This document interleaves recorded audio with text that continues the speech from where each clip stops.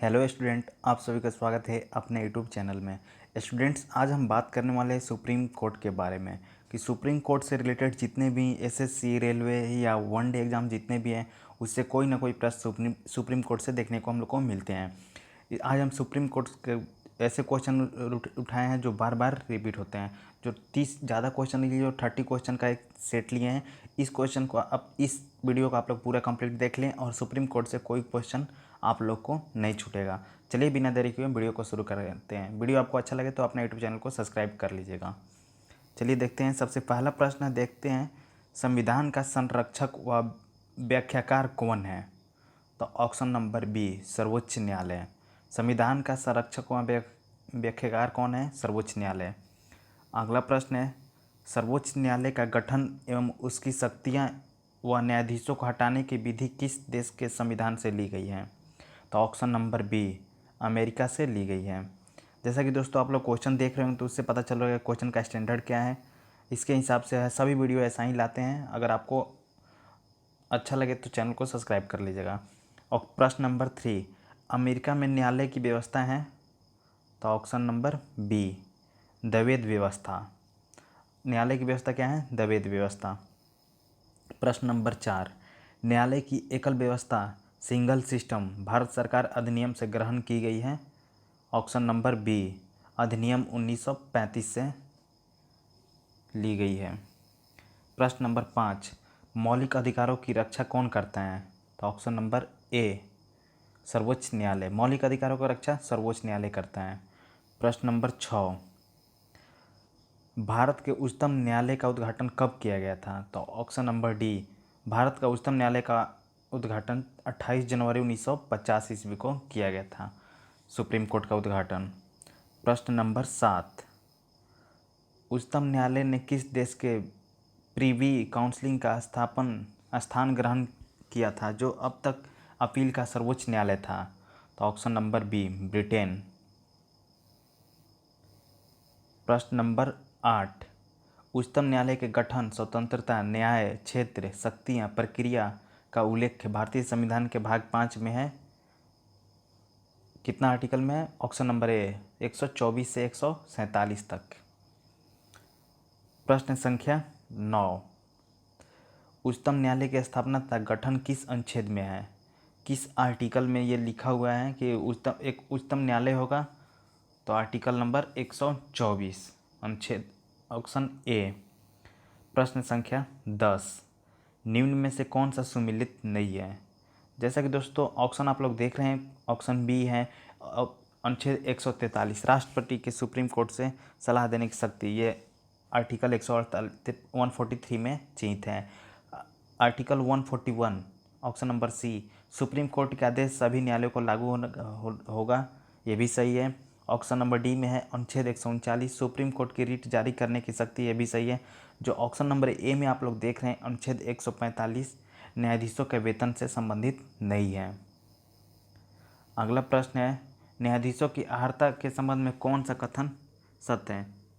तो जितने भी कथन आप लोग को देख रहे हैं ए बी सी में कि उसे भारत का एक नागरिक होना चाहिए, उसे किसी उच्च न्यायालय का कम से कम 5 वर्ष के साल के न्यायाधीश होने चाहिए एवं उसे उच्च न्यायालय या विभिन्न न्यायालयों में मिलकर 10 वर्ष तक वकील ना होना चाहिए। ऑप्शन नंबर सी में राष्ट्रपति के मत से सम्मानित न्यायवादी होना चाहिए, सभी सही है। प्रश्न संख्या 12, मुख्य न्यायाधीश की नियुक्ति कौन करता है? मुख्य न्यायाधीश की नियुक्ति राष्ट्रपति करता है, ऑप्शन नंबर ए। जो ये प्रश्न है दोस्तों रेलवे में पूछा जा चुका है, एसएससी में भी पूछा जा चुका है। जैसा कि आप लोग प्रश्न देख रहे हो तो प्रश्न के से पता चल रहा होगा कि प्रश्न किस स्टैंडर्ड का है। जितने प्रश्न लिए दोस्तों अच्छे अच्छे एग्जाम में पूछे गए हैं। आगे चलिए, आगे बढ़ते बिना टाइम को लैप्स किए हुए। प्रश्न संख्या 13, न्यायाधीशों की नियुक्ति के लिए न्यूनतम आयु कितनी होनी चाहिए? इसकी कोई सीमा नहीं है, इसमें से कोई नहीं होगा, नहीं 25 वर्ष, 30 वर्ष, 35 वर्ष।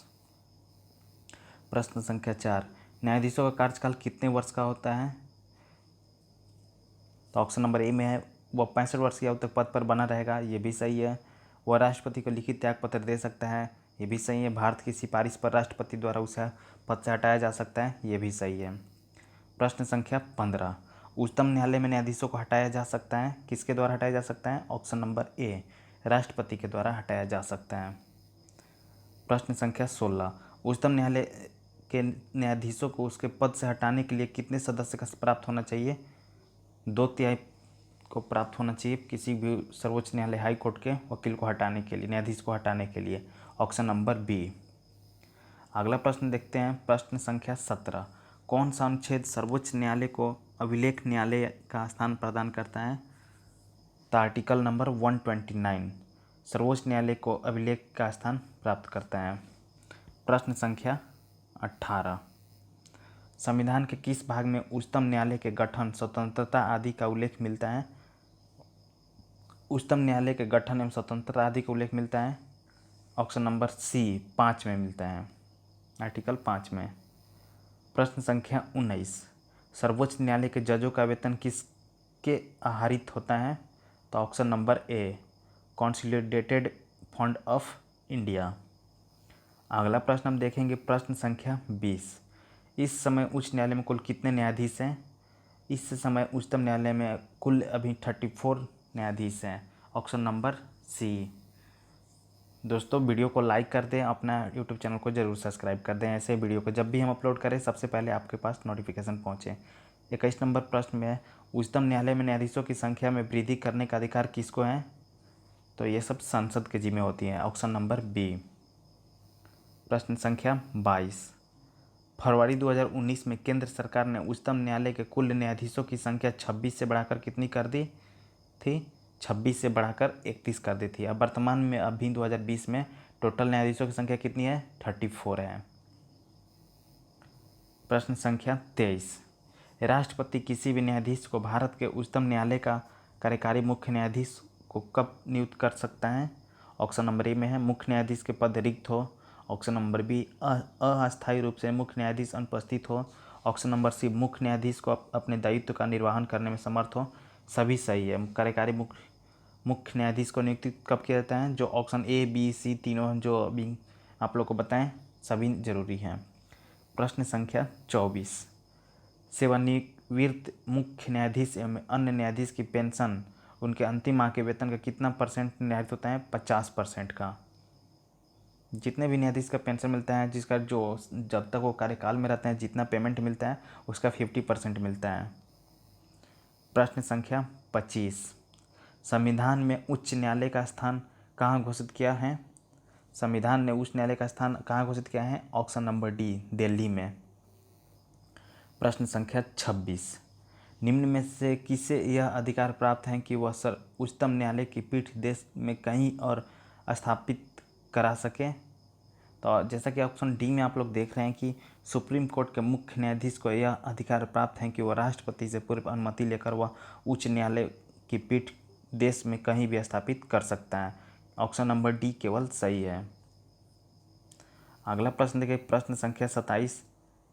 प्रश्न संख्या 27 में दोस्तों कि सर्वोच्च न्यायालय ने संविधान की आधारभूत संरचना की घोषणा किस मामले में की थी? तो option number B, Keshavnath Bharati मामला। सर्वोच्च न्यायालय की संविधान की आधारभूत संरचना की घोषणा किस मामले की थी? ऑप्शन नंबर बी, केशवनाथ नंद भारती मामला। प्रश्न संख्या 28, जनहित याचिका कहाँ दायर की जाती है? जनहित याचिका सर्वोच्च न्यायालय में दायर की जाती है। प्रश्न संख्या 29, यदि भारतीय राष्ट्रपति और उपराष्ट्रपति अनुपस्थित हो तो भारत के राष्ट्रपति पद का कौन संभालता है?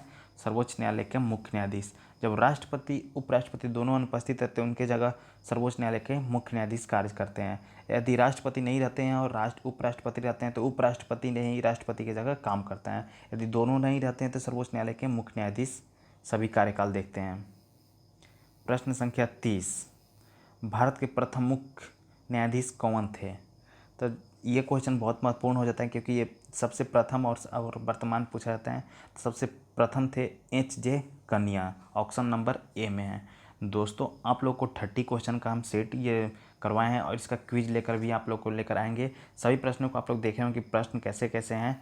सभी प्रश्नों हम पिक किए हैं अच्छे अच्छे जो VVI जो इम्पोर्टेंट है परीक्षा की दृष्टि से, इस सभी वीडियो को आप लोग दोबारा देख लीजिएगा, सभी प्रश्नों को करके ही एग्ज़ाम में जाइएगा।